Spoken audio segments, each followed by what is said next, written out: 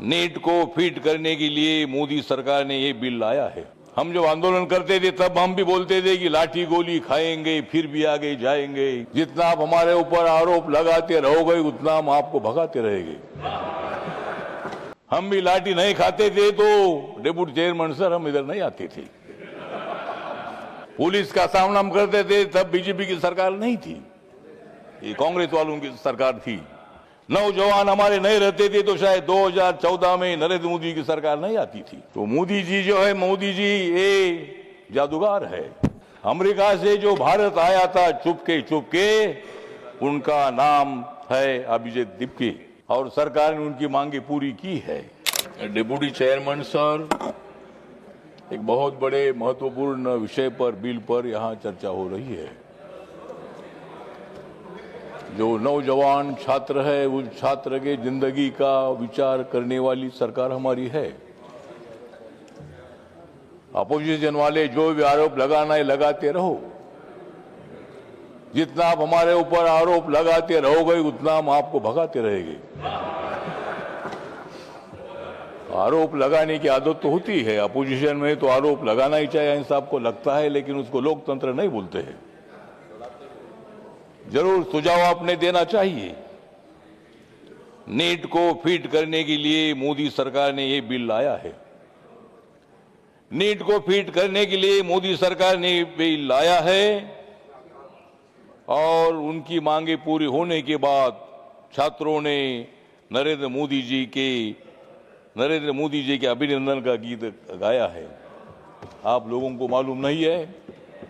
छात्र खुश है, उनको भड़काने का प्रयत्न मत करो।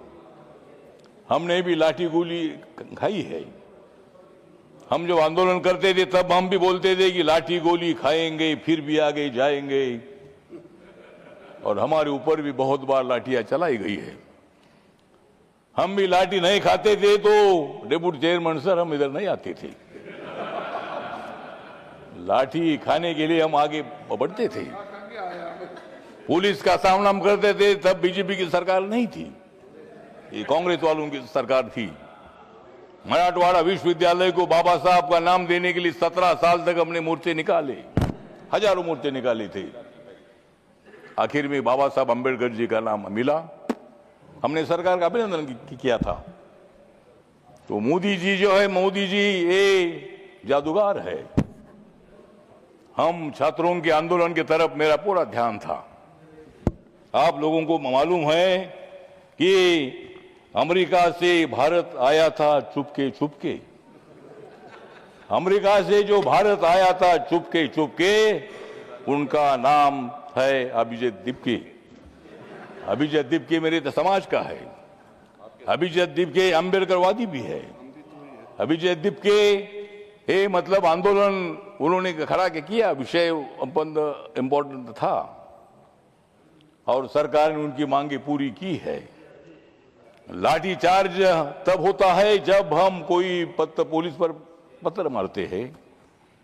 पार्लियामेंट का घेराव की घोषणा तो होती है, ठीक है, ये रेल भवन तक उनको आने का मौका दिया था। 25 दिन तक आंदोलन वहां करते थे, शांति से आंदोलन करते थे, किसी पुलिस ने लाठी नहीं चलाई थी। लेकिन जब मतलब यहां पार्लियामेंट की तरफ घुस कर आने का प्रयत्न हुआ तब पुलिस को लाठी चलानी पड़ी, लेकिन मैं उसका समर्थन नहीं करता हूं। जरूर इसकी इंक्वायरी भी होनी चाहिए। जितेंद्र सिंह साहब इधर है, उत्तर देने वाले हैं। जरूर अगर कोई पुलिस वालों ने गलती की होगी तो उनको सजा मिलनी चाहिए, उनके ऊपर एक्शन होना चाहिए। लेकिन नरेंद्र मोदी सरकार पूरा देख रही थी। हमें मालूम था पूरे देश भर आंदोलन हो रहा है और सारा देश के लोग मतलब उनको सपोर्ट कर रहे हैं। इसीलिए सरकार ने धर्मेंद्र प्रधान जी का रिजाइन ले लिया है। धर्मेंद्र प्रधान जी के रिजाइन की उनकी मांग थी। हमारे जेपी नड्डा साहब और जितेंद्र सिंह जी बार बार उनके साथ बात कर रहे थे, पूरा ध्यान हमारा था।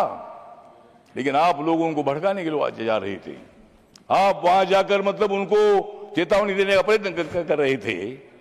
लेकिन वो छात्र जो थे उसमें कुछ छात्र घुस गए, जो हमारे अभिजीत दीपके के साथ जो छात्र थे उतना नहीं थे, और भी कोई मतलब उसमें छात्र थे। उन्होंने मतलब बैरिकेड तोड़कर इधर आने का प्रयत्न किया था, पार्लियामेंट की तरफ घुसने का प्रयत्न किया था। इसीलिए वहां जो भी हुआ नहीं होना चाहिए था। 25 दिन तक शांति से आंदोलन चल रहा था और सरकार पूरा ध्यान दे रही थी।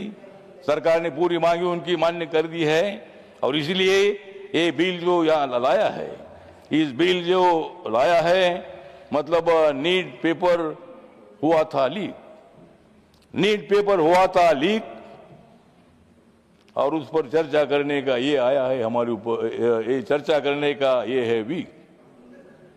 तो हम सब लोग मिलकर जो हमारे छात्र है, नौजवान है, उन नौजवानों के पीछे हम लोग हैं। नौजवान हमारे नहीं रहते थे तो शायद 2014 में नरेंद्र मोदी की सरकार नहीं आती थी। मैं कांग्रेस पार्टी को छोड़कर अगर मैं बीजेपी के साथ नहीं आता था तो सरकार नहीं आती थी, ऐसा नहीं है। लेकिन मैं आपके साथ आया, आपको सपोर्ट करने के लिए मैं आया था। मेरी पार्टी बाबा साहब अम्बेडकर जी की पार्टी है पूरा हो गया और इसीलिए इस बिल का समर्थन करने के लिए मैं यहाँ खड़ा हूँ। नौजवानों को भड़काने का प्रयत्न मत करो। सारे नौजवान हमारे साथ है, वो आने वाले चुनाव में भी हमारे साथ रहेंगे और 2029 में भी नरेंद्र मोदी जी प्रधानमंत्री रहेंगे और उस मंत्रिमंडल में मैं भी उसमें रहूंगा। Thank you. अब इसीलिए मतलब ठीक है बात है, तो इसीलिए बिल जो है बिल पर सुझाव दे दीजिए, दोबारा पेपर लीक ना हो उसके लिए आप सुझाव जरूर हम सुनेंगे और उसमें क्या परिवर्तन करना है उसके बारे में हमारे सरकार विचार करेगी। जय भीम, जय भारत। धन्यवाद।